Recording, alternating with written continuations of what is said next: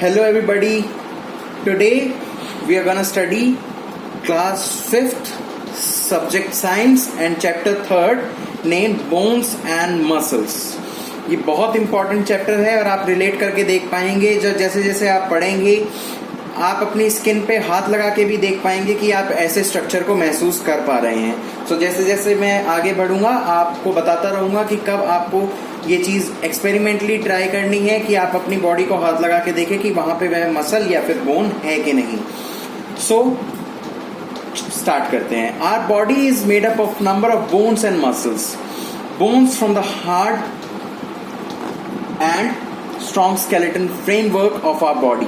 जो हमारी पूरी बॉडी है आपको पता है बोन से बनी है। सबको पता है कि हमारी बॉडी में कितनी बोन्स होती हैं, 206। अब यहाँ पे एक फैक्ट की बात मैं आपको बताना चाहूंगा कि 206 बोन्स जो होती हैं वो एक अडल्ट में होती है, मतलब 18 साल से बड़े आदमी के या औरत के अंदर होती हैं। बट अगर हम बात करें कि जो बेबीज होते हैं, जो बच्चे होते हैं, उनके अंदर बोन्स होती हैं 300। ये बहुत अच्छा फैक्ट है जो कि आपको समझने की जरूरत है कि बोन्स बेबी के अंदर ज्यादा होती हैं। बट अगर आप वैसे देखें तो आपको लगेगा कि हमारे अंदर ज्यादा बोन्स है और उनके अंदर कम। अब ऐसा कैसे है कि 300 बोन्स होती हैं और धीरे धीरे वो 206 हो जाती हैं? अब वो रीजन है फ्यूजन। जो दो बोन्स आपस में फ्यूज होके एक बना लेती हैं। सो ऐसे फ्यूज हो के बच्चा जैसे जैसे बड़ा होता है 2, 3, 4 बोन्स आपस में फ्यूज हो जाती हैं तो वह 4, 5 की एक बन जाती हैं। दैट्स वाई जो टोटल आता है वो 206 आता है। Now moving forward, the bones are the hard structure made up of living cells and minerals. Bones किससे बना होता है? आपको सबको पता है कि बोन्स बहुत हार्ड होती हैं, बट उसके अंदर डेड सेल्स नहीं होते, लिविंग सेल्स होते हैं और कुछ मिनरल्स होते हैं जो बोन के अंदर मैट्रिक्स में पाए जाते हैं। There are 206 bones of different shapes and sizes in adult human skeleton. अब सारी बोन्स अलग अलग तरह की होती हैं, अलग अलग साइज की होती हैं, अलग अलग शेप की होती हैं। The bones are hard from outside but spongy from inside. अब आपको लगेगा कि जो चीज बाहर से सख्त है वह अंदर से स्पॉन्जी कैसे हो सकती है? बट यह रीजन है मैट्रिक्स का। ये जो मैट्रिक्स होता है ये बोन का स्पॉन्जी पार्ट होता है। जैसे कोकोनट होता है, कोकोनट बाहर से हार्ड होता है, अंदर से उसके अंदर पानी होता है, बट इसके अंदर यह बाहर से हार्ड होता है और अंदर से जेली लाइक होता है। दैट इज कॉल्ड मैट्रिक्स, जहां पे सारे मिनरल्स पाए जाते हैं। अब हम बात करेंगे, they are spongy from inside because of the soft fatty substance inside them called bone marrow. अब इसी मैट्रिक्स के अंदर तैरता हुआ पाया जाता है बोन मैरो, जहां पे क्या बनता है? ब्लड बनता है बोन मैरो में। The bone marrow produces new blood cells. अब ब्लड बनाने के लिए सबसे जरूरी होता है आरबीसीज, जिसको हम कहते हैं रेड ब्लड कॉर्पोसेल्स या फिर लाल कोशिकाएं। अब यह ब्लड के अंदर तैरती हैं और मेजर कंस्टिट्यूएंट होती है ब्लड की। सो यह आरबीसीज बोन मैरो के अंदर होती हैं, जो बोन मैरो मैट्रिक्स में तैरता है और वो मैट्रिक्स बोन के अंदर होता है। सो अब आप इसको एक चार्ट की तरह भी बना सकते हैं कि सबसे पहले आएगा bone, arrow, matrix, arrow, bone marrow, arrow, RBCs and arrow blood. So ऐसे ब्लड बनता है। The framework of bones that give shapes and support to the body is known as skeleton. अब सारे बोन्स को अगर एप्रोप्रिएट जगह पे रख दिया जाए तो वह बन जाता है स्केलेटन, जो कि होता है मनुष्य ढांचा। It is covered with muscles and skin. अब मसल्स एंड स्किन से जब ये कवर्ड हो जाता है तो यह लाल कलर का दिखता है, जिसके अंदर स्किन नहीं होती, बाकी सब मसल्स और बोन को अगर हम लगा दें तो आप अपने बॉडी का स्ट्रक्चर देख पाएंगे, जिसको हम एक जनरलाइज स्ट्रक्चर कहते हैं without skin. It protects our internal organs and help us stand upright. अब ये जो बोन्स होती हैं इनका मेजर जो वो होता है function, that is protecting the internal organs like kidneys, heart. Special bones के जो स्ट्रक्चर होते हैं वो इसी तरह से बनाए जाते हैं ताकि ये जो ऑर्गन्स हैं ये उनके अंदर एक केज की तरह फिट हो जाएं और वह बचाव किया जा सके, कोई एक्सटर्नल इंजरी इंटरनल ऑर्गन्स को अफेक्ट ना कर पाए। सो स्ट्रेट अपराइट मीन्स सीधा खड़ा होना। अगर ये स्केलेटन सिस्टम ना हो तो आप लचीले हो जाएंगे और आप खड़े नहीं हो पाएंगे। For example, the skull protects the brain, the backbone protects the spinal cord and the rib cage protects the heart and lungs. अब जैसे कि मैंने बताया बोन्स के अलग अलग स्ट्रक्चर होते हैं। जो स्कल होता है, जैसे कि आप यहाँ पे देख पा रहे हैं, ये होता है स्कल। ये ब्रेन को प्रोटेक्ट करता है, इसके अंदर ब्रेन होते हैं, ये क्रेनियल कहा जाता है इसे, इसके अंदर ब्रेन पाया जाता है। इसलिए आप अगर अपने सिर पे अगर आप तेज से मारेंगे तो आपको आपके ब्रेन को इफेक्ट नहीं होगा, क्योंकि वहां पे एक बोन है जिसको हम क्रेनियल स्कल कहते हैं। अब रिब केज से क्या होता है? रिब केज हार्ट और लंग्स दोनों को प्रोटेक्ट करने के लिए होता है। हमारे 2 लंग्स होते हैं, एक राइट एंड लेफ्ट, और उनके बीच में एक नॉच होता है जिसके अंदर हार्ट पाया जाता है। सो यह पूरे ढांचा प्रोटेक्ट करता है हार्ट एंड लंग्स को। एंड स्पाइनल कोड होती है रीढ़ की हड्डी, ये आप देख पा रहे हैं। ये आपको देखने में सख्त लग रही है पर ये अंदर से होलो होती है। होलो मीन्स खोखली।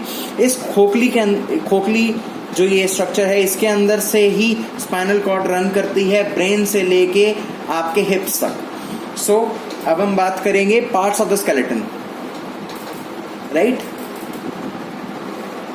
The skeleton consists of skull, rib cage, backbone and limbs. Let us study about them. So ये 4 structures हैं जिसके बारे में हम पढ़ेंगे, skulls, rib cage, backbone and limbs. Skull की बात करें, it is the hardest part of the body that protects the brain and sense organs. अब सारे जो ब्रेन होता है उसी के अंदर सेंस ऑर्गन्स भी पाए जाते हैं, that is hypothalamus and pituitary gland types.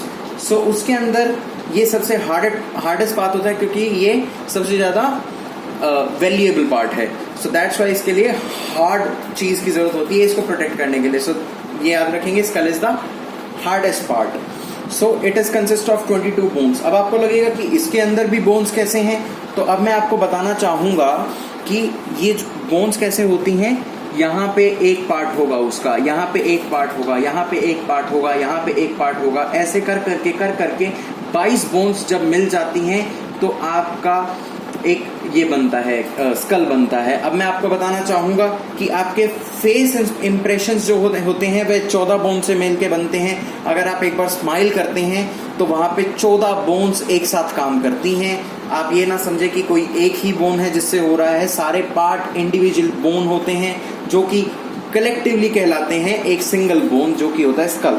अब हम बात करेंगे रिब केज की। रिब केज आप देख पा रहे हैं इस तरह का होता है। आप अगर आप स्किनी हैं थोड़े से, तो अगर आप अपने हाथ लगाएंगे पेट से थोड़ा सा ऊपर, तो आप पाएंगे कि वहां पे कुछ इसी टाइप का स्ट्रक्चर है जो कि आप महसूस कर पाएंगे। So the rib cage is made up of 12 pairs of thin covered bones. अब 12 पेयर्स क्या है? ये एक पेयर है, ये एक सर्कल दूसरा पेयर है, ये तीसरा सर्कल दूसरा पेयर है, चौथा, पांचवा, ऐसे 12 पेयर्स होते हैं, जिसके अंदर लास्ट के जो 11 एंड 12 होते हैं वह आगे से पूरे नहीं होते, जिन्हें हम कहते हैं फ्लोटिंग रिब्स। फ्लोटिंग मीन्स तैरने वाली, मीन्स ये आगे से जुड़े हुए नहीं होते, यह सिर्फ पीछे से जुड़े हुए होते हैं। तो आप इन्हें अगर प्रैक्टिकली गिनेंगे, लिटरली गिनेंगे तो ये 12 ही मिलेंगी। सो 12 पेयर जो होते हैं वह हार्ट और लंग्स को प्रोटेक्ट करने के लिए होते हैं। अब जैसा कि मैंने बताया था, यहाँ पे लिखा हुआ है the last 2 pairs are not attached from the breast bone and that are called floating ribs. The rib cage protect the lungs, hearts and the kidneys. अब रिब केज लंग्स, हार्ट और किडनीज सबको protect करता है। अब आप सोचेंगे कि kidney तो बहुत नीचे होती है, पर यह हमारा वहम है, यहाँ पे किडनी नहीं होती है। किडनी थोड़ा सा ऊपर होती है, जिससे 11th एंड 12th जो हमारी रिब होती है वह सिर्फ किडनी के लिए बनाई गई है। याद रखेंगे 11th एंड 12th जो फ्लोटिंग रिब्स यहाँ पे कहा गया है, यहाँ पे दिया नहीं गया, हाँ, last 2 means 11th and 12th। सो यह सिर्फ किडनीज को प्रोटेक्ट करने के लिए बनाई गई है। इनके अंदर किडनीज पाई जाती हैं ताकि ये चारों तरफ से कवर्ड हो सके। इसलिए अगर आप किसी के यहाँ पे ओब्लिक्स पे अगर आप किसी के पंच करेंगे तो उसको किडनीज में अफेक्ट नहीं होगा। अब हम बात करेंगे backbone. Backbone forms the main axis of the bone, means यही एकमात्र ऐसी लाइन है पीछे से चलती हुई ब्रेन से लेके यहाँ तक मीन्स हिप्स तक, एक ऐसी वर्टिकल लाइन है जो हमें स्ट्रेट खड़े होने के लिए मदद करती है। इसी के अंदर से स्पाइनल कॉर्ड रन करती है। अब यह भी छोटे छोटे पार्ट से मिलके बना है जिसे हम कहते हैं vertebrae. Vertebrae is a singular term and vertebra is a plural term. So it consists of series of 33 small bones. Each of these bones are called vertebra. So ये 33 small bones से मिलके बनती है जो कि vertebra कहलाती हैं। And the backbone is known as vertebral column. इस पूरे को vertebral column कहा जाता है। आप ये सोचेंगे कि ये दोनों अलग अलग कैसे हैं। यह सीधे करके फोटो खींची गई है और ये lateral view है, मीन्स उसे टेढ़ा कर दिया गया है फोटो खींचने के लिए। right? So therefore protect spinal cord, which is the bundle of nerves extend downwards to the brain, जैसा कि मैंने आपको बताया. अब हम बात करेंगे लिम्स की. लिम्स का मतलब होता है हाथ पैर दोनों. अब हाथ पैर दो तरह के होते हैं, एक फोर लिम्स मीन्स हाथ, हाइंड लिम्स मीन्स पैर. अब our body has two pairs of limbs, the forelimbs and the hind limbs. Forelimbs are arms. Arms means heart. The arm is made up of two pairs, upper arm and the lower arm. They are joined together at elbow. Upper arm क्या होती है, जो कि आपका biceps का हिस्सा होता है. लोअर आर्म क्या होती है, ये वाला हिस्सा. ये वाला हिस्सा जो है ऊपर वाले आर्म से कैसे जुड़ा होता है, एल्बो से, राइट. यहाँ पे होता है एक जॉइंट जिसको हम कहते हैं ball and socket joint, right. अब हम बात करेंगे they are joint together at elbow. The upper arm has one long bone, the lower arm has two bones. अब आप सोचेंगे कि एक एक बोन्स होगी दोनों में, नहीं, नीचे वाले में दो बोन्स होती हैं. आपका होमवर्क है कि आपको सर्च करना है कि इन बोन्स का नाम क्या होता है. नीचे दो बोन्स और ऊपर एक bone. Now the upper arm is joint at the spine by the shoulder girdle. Girdle means क्या होता है, गर्डल एक तरह की कैविटी होती है जहां पे शोल्डर के पास अगर आप हाथ लगाएंगे तो आपको एक कैविटी सी महसूस होगी, मतलब गड्ढा सा महसूस होगा आपके नेक के जस्ट राइट में. सो यह होता है शोल्डर गर्डल. इस गर्डल पे आपका शोल्डर आपके हाथ से जुड़ा हुआ होता है, राइट. इसको कहते हैं girdle. The hand has many small bones. अब ये जो आपका हाथ है इसके अंदर भी छोटी छोटी बोन्स होती हैं, जो कि मैं आपको बता देता हूँ, थोड़ा सा आइडिया दे देता हूँ. 1 2 3 4 5 6 ऐसे करके आपका पूरा हाथ जो है वो 33 बोन्स से मिलके बना होता है, जिसको हम कहते हैं, इनको कहते हैं कार्पल्स. ये जो फिंगर्स की बोन होती हैं इन्हें कहते हैं कार्पल्स, इन्हें कहते हैं मेटाकार्पल्स. ये जो चीजें हैं ये मेटाकार्पल्स होती हैं और बाकी बची बोन्स को फेलेंजेस कहा जाता है. So moving on to the next one which is hind limb. Hind limb क्या है, पैर. पैर क्या है, the leg is also made up of two parts. The upper leg and lower leg they are joint together at the knee. जैसा कि elbow काम करती है दो बोन्स को ज्वाइन करने का, ऐसा ही नी काम करती है. अब यहाँ पे पैर में आप अगर अपनी थाइज को देखेंगे, थाइज बहुत ज्यादा टाइट होती हैं because of the bone called femur. ये बोन सबसे longest bone and strongest bone है पूरे बॉडी की, दैट इज कॉल्ड फेमर, जो कि आपको याद रखना है. The lower leg, the hip girdle, the lower leg has two bones. The lower part of the spine is joined by the femur by the hip girdle. The foot has many small bones. अब आप बात करेंगे, जैसा कि हाथ के lower part में दो बोन्स होती हैं, पैर के लोअर पार्ट में भी दो बोन्स होती हैं, उनके भी नाम आप सर्च करेंगे. अब यह जैसा कि शोल्डर गर्डल मैंने बताया था, यहाँ पे नेक के जस्ट राइट में अगर आप करेंगे तो यहाँ पे एक गर्डल होता है, कैविटी होती है, एक गड्ढा होता है जहाँ पे जॉइन होता है. ऐसे ही आपके पैरों के हिप्स के अगर आप बीच में और कमर के जस्ट नीचे अगर आप हाथ लगाएंगे तो आपको पता लगेगा कि यहाँ पे एक कैविटी है. इस कैविटी से ही आपके पैर दोनों आपस में जुड़े हुए हैं और कोऑर्डिनेटेडली वर्क करते हैं.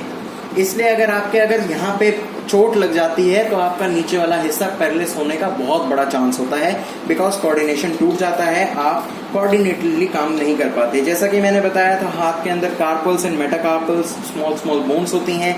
सिमिलरली हमारे फुट मीन्स पैर के अंदर भी होती हैं. एडी, तलुआ, जो भी आप कहते हैं, उसके अंदर बहुत सारी बोन्स मिलके फ्यूज होके काम करती हैं एक तरह से, और वह एक फुट पूरा बनाती हैं. So this was our full skeletal system. Now we are talking about joints. Joints भी बहुत तरह के होते हैं, दो तरह के मेनली कैटेगराइज किया गया है, इमूवेबल एंड मूवेबल. इमूवेबल मतलब जिसको हम मूव नहीं करा सकते. मूवेबल मीन्स जो मूव मतलब जो फ्लेक्सिबल होती हैं, जो कि काम कर सकते हैं. जॉइंट्स का आपको एक एग्जांपल दिखाता हूं. जैसे कि आप ये देख पा रहे हैं, ऐसा एक जॉइंट्स होता है. अगर इस तरह का कोई जॉइंट है तो आप मूव नहीं कर सकते, this is called immovable joint. पर अगर इस तरह का जॉइंट है कि ये वाली एक बोन का हिस्सा है, ये वाली दूसरी बोन का हिस्सा है, अगर आप इसको यूं कर दें तो यह मूवेबल है. क्यों? क्योंकि इसके अंदर मूवमेंट पॉसिबल है. सो अब मैं बताऊंगा कि कहाँ कहाँ मूवेबल जॉइंट होता है, कहाँ कहाँ इमूवेबल जॉइंट होता है. सो मेनली जो बात होती है वो होती है मूवेबल जॉइंट्स पे, because that is more in number. These are 4 types: ball and socket joint, hinge joint, pivot joint and gliding joint, right. So अब एक एक करके बात करेंगे और इनका डायग्राम जानना भी बहुत जरूरी है. राइट। सो अब अगर हम इमूवेबल जॉइंट्स की बात करें तो वो कहाँ पे होते हैं, जैसे कि rib cage and breast bone. Rib cage अगर आप हाथ लगाएंगे तो वो मूव नहीं करता है, क्योंकि रिब केज को मूव कराने की कोई जरूरत ही नहीं है। जहां पे जरूरत होगी वहां पे मूव करेगा तो वो रहेगा मूवेबल जॉइंट। अब हम बात करेंगे बॉल एंड सॉकेट जॉइंट की। जैसा कि मैंने अभी अपने हाथ से बना के दिखाया था, that is exactly a ball and socket joint. अब ये छोटी वाली जो इमेज है इसको आप देखें, ये वाली जो छोटी इमेज है ये मेरे हाथ का मुट्ठी वाला पार्ट था, ऊपर वाला हाथ का मेरा ये कस्प वाला पार्ट था। तो अगर अब इस कस्प को इस मुट्ठी वाले पार्ट से यूं कर दे तो ये एक बॉल एंड सॉकेट जॉइंट की तरह कहलाएगा। सो अब कहाँ होते हैं वो देख लेते हैं। ये होते हैं शोल्डर्स में। शोल्डर्स में मैंने आपको पहले ही बताया था, आप ध्यान से सुनेंगे तो आपको पहले ही मिल जाएगा। मैंने पहले बता दिया था कि ball and socket joint shoulders में होता है एंड हिप्स में होता है, राइट। जैसा कि अगर आप अपनी कमर पे हाथ रख के अगर आप फ्लेक्सिबली एक सर्कल बनाने की कोशिश करें, that is because of ball and socket joint. अब हम बात करेंगे हिंज जॉइंट की। हिंज क्या होता है? हिंज में मूवमेंट होती है पर रिस्ट्रिक्टेड होती है। बॉल एंड सॉकेट जॉइंट में मूवमेंट होती है 360 डिग्री की, बट हिंज जॉइंट में एक पर्टिकुलर एंगल पे रोक दिया जाता है। जैसे कि आप अपनी नीज को उठाएं, नीज को अपने पैर को उठा के अपनी नीज से एक सर्कल बनाएं, तो आप अपनी नीज को पूरा 360 डिग्री या फिर पूरा ऊपर से लेके नीचे तक घुमा के नहीं ला सकते, बिकॉज रिस्ट्रिक्शन है। So that is called hinge joint. यहाँ पे फोटोज दी गई हैं, आपके पास बुक्स होगी, इसको बहुत ध्यान से देखें। और अगर फिर भी नहीं समझ आता तो गूगल पे इमेज डालें, इमेज देखें, उससे बहुत ज्यादा क्लियर होगा। सो अब हिंज का मतलब होता है, जैसा कि आपने देखा होगा दरवाजों पे वो लगी होती हैं जिससे कि वो मूव कर पाता है, एक फ्लैप टाइप का। दरवाजों के कोने पे ऐसे फ्लैप लगा होता है, राइट। सो इस पार्ट को कहते हैं हिंज। यह रिस्ट्रिक्टेड होता है क्योंकि यह यूं तो चला जाता है पर यह पीछे नहीं जा सकता, इसलिए यह रिस्ट्रिक्शन है। सो यह सिर्फ इतना मूव करता है, दिस इज कॉल्ड हिंज। सो यहाँ पे आप पढ़ेंगे तो आपको पता चलेगा। अब हम बात करेंगे पाइवट जॉइंट की। पाइवट जॉइंट होता क्या है? Pivot joint is where the skull meets the top vertebrae. अब आप यहाँ पे देख रहे हैं ये जो एरो है, ये जिस वर्टिब्री से जुड़ा हुआ है, इस वर्टिब्री का नाम होता है एटलस।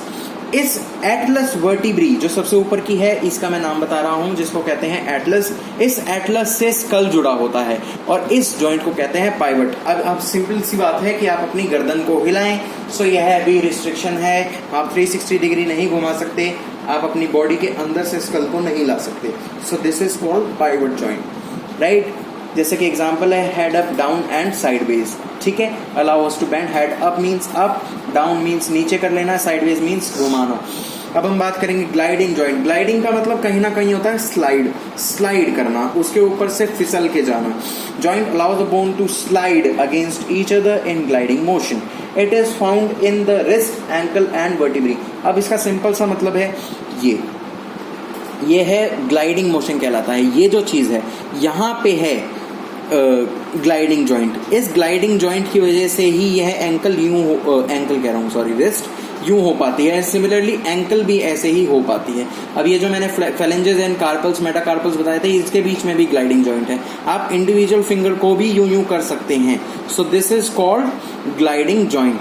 सो अब अपने बॉडी को यूज करके आप याद करें, बहुत ज्यादा अच्छा रहेगा। अब हम मूव करते हैं मसल्स के ऊपर। As the name suggest of the chapter, bones and muscles. तो अब मेन पार्ट आया है मसल्स का, जो कि बोन्स के ऊपर होती है।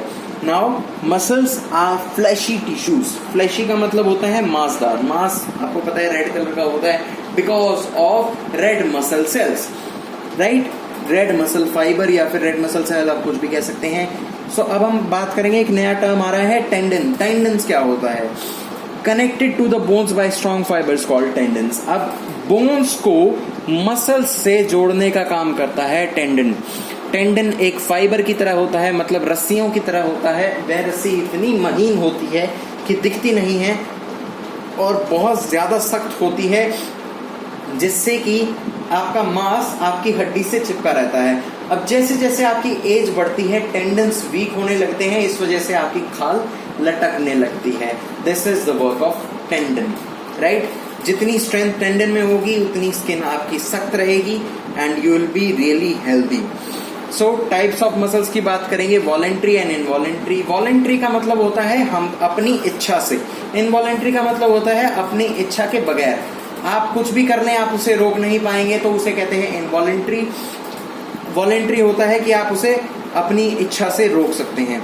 सो अब हम बात करेंगे the skeletal muscle lie between the skin and the bones. The skeletal muscles have voluntary movement, that is skeletal muscles can move at our will मतलब अपनी इच्छा से। so these are called voluntary muscles. voluntary muscles के अंदर एकमात्र muscle आती हैं जो कि जिनको कहा जाता है skeletal muscles, जो कि पूरी बॉडी में मूवमेंट का काम करती हैं। जितनी भी मसल्स हैं, हाथ, पैर, पेट, मुंह, सिर, सारी मसल्स हैं स्केलेटल मसल जो कि हमारे विल पे मूव करती हैं, मींस हमारी इच्छा से मूव करती हैं।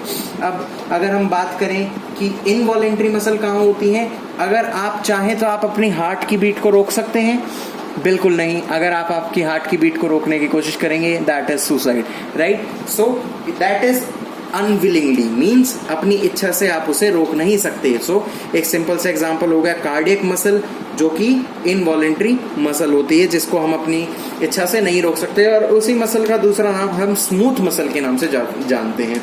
सो ये अपोजिट होता है स्केलेटल मसल का। जो स्केलेटल मसल में फंक्शंस होते हैं वो इसमें नहीं होते हैं स्मूथ मसल्स में, right. So involuntary muscles of our heart are called cardiac muscles, जैसा कि मैंने बताया, they work continuously without stopping and without getting tired. जब यह मसल्स टायर्ड हो जाती हैं उसे ही हम हार्ट अटैक कहते हैं। ये याद रखें कि यह कभी टायर्ड नहीं होती। अब इनके टायर्ड ना होने का बहुत बड़ा साइंटिफिक रीजन है जो कि मैं आपको बहुत छोटे शब्दों में बताता हूँ, रिलैक्सेशन टाइम। अब कोई लगातार काम करता रहे तो वह टायर्ड हो जाएगा, बट इनको रेस्ट प्रॉपर मिलता है, इसी वजह से यह टायर्ड नहीं होती। बट अगर आपकी हार्ट बीट तेज हो जाए और वह कंटिन्यूसली तेज रहे, उस टाइम इस मसल को रेस्ट नहीं मिल पाएगा, यह फटीग हो जाएगी, फटीग में काम नहीं कर पाएगी। उस कंडीशन में हार्ट डिजीज होने का डर होता है। अब हम बात करेंगे the contraction and expansion of cardiac muscle counts one heart beat. Contraction means सिकुड़ना, एक्सपेंशन मीन्स फैलना, ऐसे आपका हार्ट बीट काम करती है। एक कॉन्ट्रैक्शन एक एक्सपेंशन कहलाता है वन हार्ट बीट। इस तरह की फंक्शनिंग आगे क्लासेस में पढ़ने को मिलेगी। अभी के लिए इतना ही कि हमने पढ़ा skeletal system, joints and muscles. This was our chapter. एक फन फैक्ट जो हमारा रह गया है वो है कि the strongest muscle in the human body is the tongue. अब आप सोचेंगे कि यह कितनी फनी बात है, बट यह सबसे स्ट्रॉन्गेस्ट क्यों है? क्योंकि ये सबसे ज्यादा फ्लेक्सिबल है। जो ज्यादा फ्लेक्सिबल है वो रिजिड कम है, जो रिजिड कम है वो टूटेगा नहीं, जो टूटेगा नहीं वो स्ट्रॉन्गेस्ट है। So that's why it is the strongest muscle of our body. चलिए, वेरी नाइस। आई होप आप